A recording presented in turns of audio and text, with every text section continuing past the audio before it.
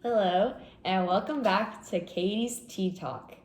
And today we have a special guest, Mom. Say hi, Mom. Hi. And today we're going to be talking about the life, the accomplishments, and the philosophical ideas of Fritz Haber. Now, who was Fritz Haber? Mom, take it away. So Fritz Haber, or Haber, as one would like to say, with his German background, was a Jewish man that spent his whole life trying not to be Jewish, as I would probably say. That's good. And he had a difficult childhood where his mom never really recovered from childbirth and died 3 weeks after he was born. So his father and his mother were first cousins and married, married as against wishes of relatives, as you could imagine, right? That's gross. Yep, you can't be marrying Jonathan. That would be gross. So anyway, because of that, and then because she died so quickly after she had Fritz, it created a tense relationship between him and his father that he never really recovered from. And who knows if that played a part in his adulthood and how he handled things, but that's where he was as a kid. So when he grew up and was very interested in science and improving himself to be a German and completely loyal to the fatherland. That started with the idea that the country and the world actually wasn't able to keep up with the food, with how much food there was, food production for the population. And they were thinking, oh my gosh, what are we going to do? Yeah. So that was his goal, was to try to fix that. So what he did was nitrogen helps food grow. Now we know that with fertilizer, and we can point that all back to Fritz. Yes. And they started, they knew that it was in animal poo. And so what he did was, that guano. Started all the wars. So they were able to extract, he was able to figure out how to get the nitrogen and actually in a process extract it under some really super high pressure. And then they made ammonia. He developed that process. So like the Fritz Bosch process is what's really famous in that whole development for fertilizer, which in and of itself is a fabulous thing and contributes to us today. Half of us can say thank you, Fritz, because we probably wouldn't be able to sustain, the world wouldn't be able to sustain all these people without the development of that fertilizer process, so that that crops could grow quicker and more efficiently. Yes. And feed us. And for that, we thank you, Fritz. Thank you, Fritz. But that's kind of where... That's where the good of Fritz ends. Yes. Because this podcast episode is about the good and the bad of him. And so that's the good, and that's what he contributed to society. But he really, if you were probably to say his name in the scientific community, you probably would hear a lot more like, because I feel like the bad outweighs the good in some situations of it. Evil. Yes. And so he did that, and he started getting a lot of attention from it. And so that was leading right into World War I. And so at that point, he sent a letter, right? Or something along those lines to the German army. And he told them about what he could do, that he could turn these things into explosives. So he goes and he starts doing that, and he creates this gas. Do you know the name? It was chlorine gas. Yeah. that people described as a green wall, a green fog that they would send out into no man's land, and it would go across no man's land, and it would fall into the trenches, and it just it made people, they were like fish out of water. It caused people to choke and drown on their own mucus, their own phlegm, and so they started leaking like a yellow substance. Yes, because that was heavier than air, so it sunk. It sunk. Right, it was for trench warfare. Yeah. Which we all know is very gruesome, and it was gruesome in and of itself, and then you add chemical warfare into that, and it just becomes a whole other level of psychological warfare, all that kind of stuff, and evil, and it's just because it didn't just stop at the chlorine, right? Mm-hmm. It went to along that.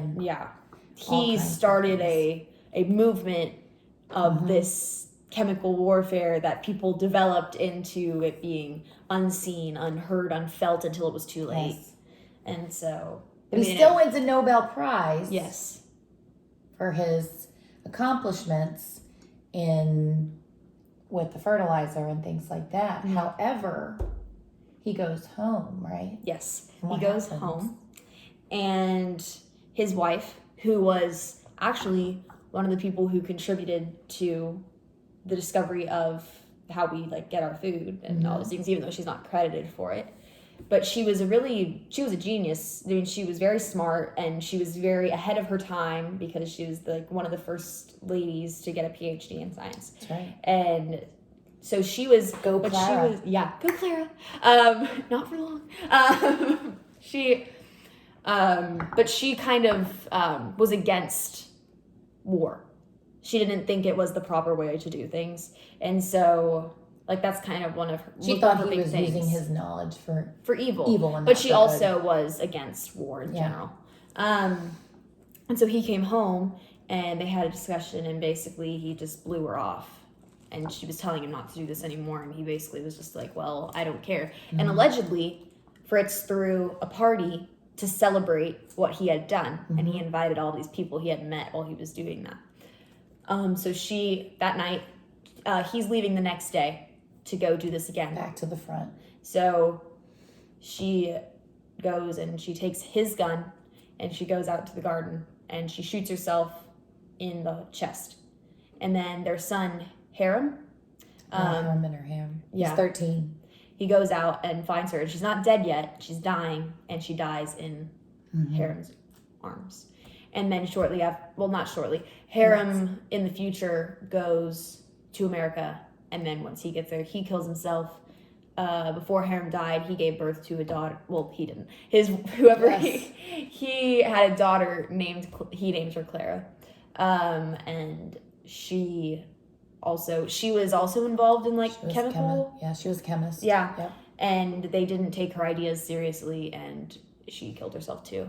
So it just started this long line. Every generation had a suicide in that family. Yes, and.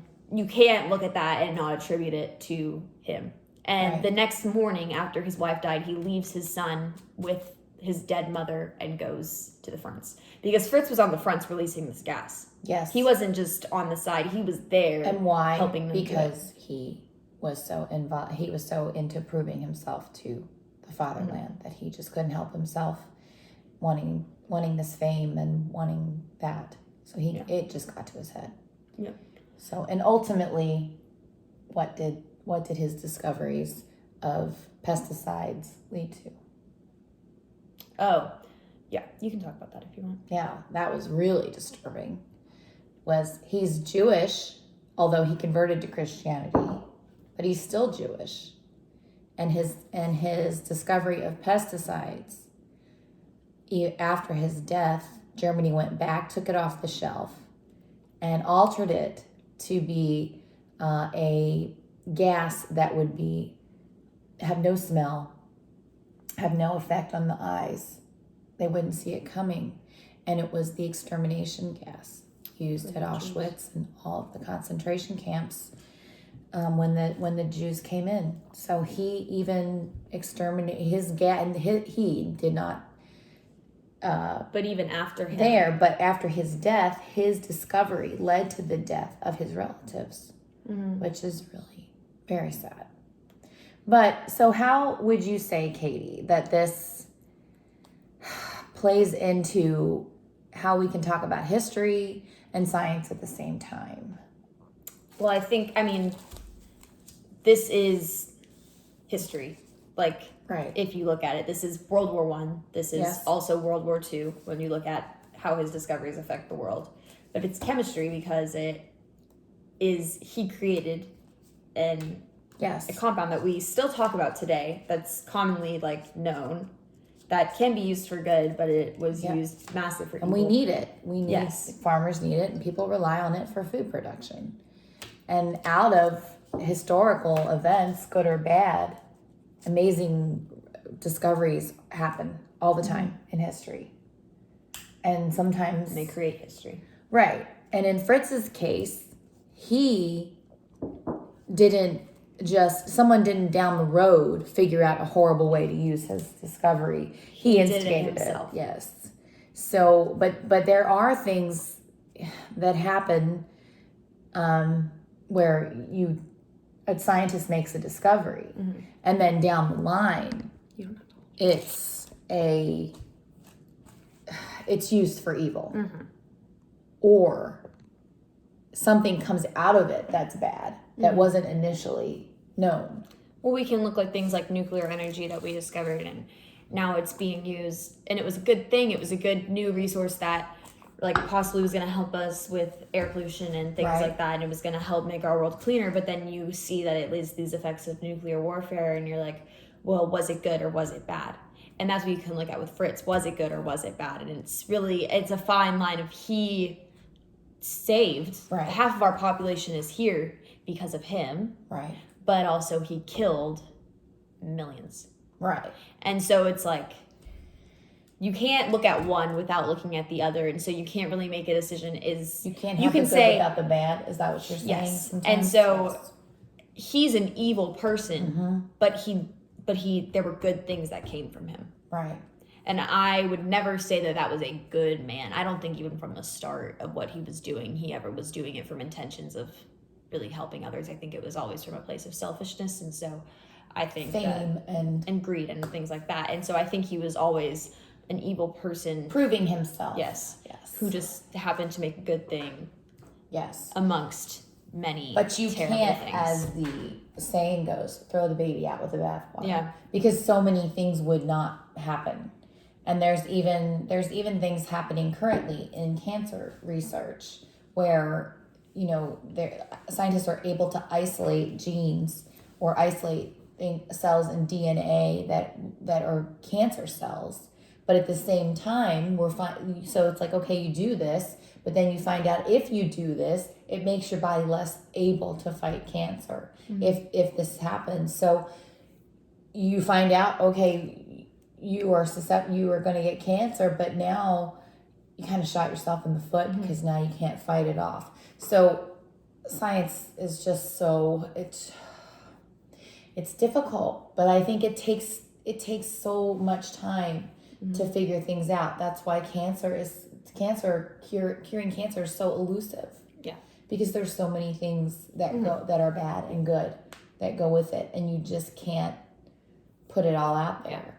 And even with COVID, I mean, that's why people are afraid of the vaccine initially, because it's so quick. Yeah. What's going to happen? Because in history, what's happened when things are rushed, it's normally not good. Yeah. So that's why people are hesitating to Yeah. do certain things because of things that happen. So anyway, I think for me, the research should continue. Yes. And you shouldn't stop it. And it's 100 years from now, so many things happen. And who are we to say that if we didn't do this, someone Yes. else wouldn't? There's always going to be evil in the world as long as we are here. Yeah. Because that is the fight, and that's what controls this world anyway, is evil. So there's always going to be evil. But there is a lot of gifted people out there that will use their knowledge to help. And we can't stifle that. Yeah, we can't stop it because then we'll miss out on so many things. Right. Yeah. I'm so glad I was here, Katie. Thanks for inviting No me problem. on your show. This rocked. I love tea time with Katie. Ding. Join It us was so next fun. week. Join us next week. Well, you won't see me, but it was fun. I hope that she has me back. Bye. Bye.